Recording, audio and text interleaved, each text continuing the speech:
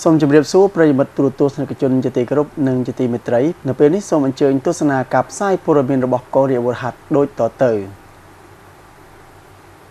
អាយដាមនាយឧត្តមសេនីយ៍សៅសុខាអញ្ជើញជាអធិបតីក្នុងពិធីបិទវគ្គបំពេញនីតិហានជនខ្ពស់នៃកងរាជអាវុធហត្ថថ្នាក់ឧត្តមសេនីយ៍នៅសាលសិក្សាបញ្ជាការដ្ឋានកងរាជអាវុធហត្ថលើផ្ទៃប្រទេសអាយដាមនាយឧត្តមសេនីយ៍សៅសុខាអគ្គមេបញ្ជាការរងនៃកងយុទ្ធពលខេមរៈភូមិន្ទនិងជាមេបញ្ជាការកងរាជអាវុធហត្ថលើផ្ទៃប្រទេសបានអញ្ជើញជាអធិបតីក្នុងពិធីបិទវគ្គបំពេញនីតិហានជនខ្ពស់នៃកងរាជអាវុធហត្ថថ្នាក់ឧត្តមសេនីយ៍វត្តមានចូលរួមនៅក្នុងអង្គពិធីនោះមានលោកវរៈសេនីយ៍តូមីកាអែលកាយីមទីប្រឹក្សាបារាំងអង្គបញ្ជាការដ្ឋានកងរាជអាវុធហត្ថលើផ្ទៃប្រទេសអាយដាមឧត្តមសេនីយ៍មេបញ្ជាការរងនាយរងសេនាធិការស្នងការការដ្ឋាននាយកសាលានាយការិយាល័យព្រមទាំងកម្មសិក្សាការី28រូបផងដែរអាយដាមនាយឧត្តមសេនីយ៍សៅសុខាបានមានប្រសាសន៍ថាក្នុងនាមកងរាជអាវុធហត្ថទាំងមូលនិងក្នុងនាមអាយដាមផ្ទាល់សូមសម្ដែងនឹងការអបអរសាទរចំពោះលទ្ធផលនៃការសិក្សារបស់នាយទាហានថ្នាក់ឧត្តមសេនីយ៍ដែលបានដំណើរការអស់រយៈពេលជាង100ថ្ងៃរហូតដល់ពេលនេះនិងបានប្រមូលផ្ដុំរៀនសូត្រលើមុខវិជ្ជាសំខាន់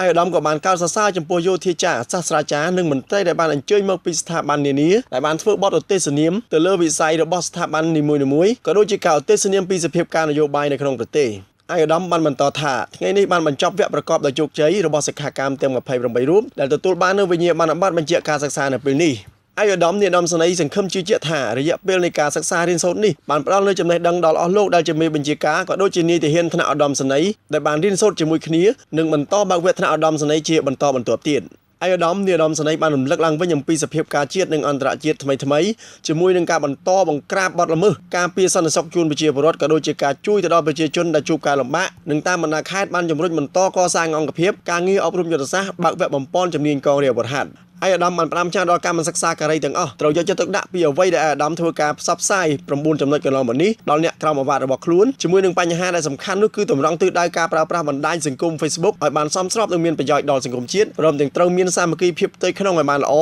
មានការឯកភាពជាធ្លុងមួយរវាងមេបញ្ជាការនិងអ្នកនៅក្រមអាវ៉ាត់រីឯការឆ្លើយតបនិងផ្ដល់បទសម្ភាសន៍ជាមួយនឹងសារព័ត៌មានគឺមានតែអ្នកនាំពាក្យកងរាជអាវុធហត្ថតែមួយប៉ុណ្ណោះដែលមានសិទ្ធិអាយដាមនឹងបន្តពង្រឹងនៅរចនាសម្ព័ន្ធចាត់តាំងឲ្យមានភាពរលូនតាំងពីលើដល់ក្រោមប្រកបដោយគុណភាពជាពិសេសនិងបន្តយកចិត្តទុកដាក់ពង្រឹងកិច្ចប្រតិបត្តិការទូនីតិភារកិច្ចរបស់កងរាជអាវុធហត្ថបន្តការអប់រំយុទ្ធសាស្ត្រនិងបំពេញជំនាញកងរាជអាវុធហត្ថអប់រំដល់កម្លាំងរបស់ខ្លួនដើម្បីសម្រេចបាននូវកិច្ចការស្នូលនិងសកម្មភាពរបស់កងរាជអាវុធហត្ថប្រកបដោយភាពជោគជ័យ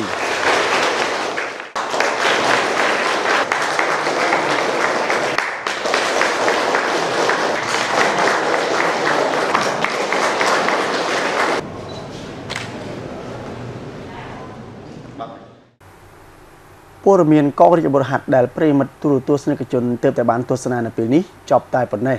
សូមអរគុណ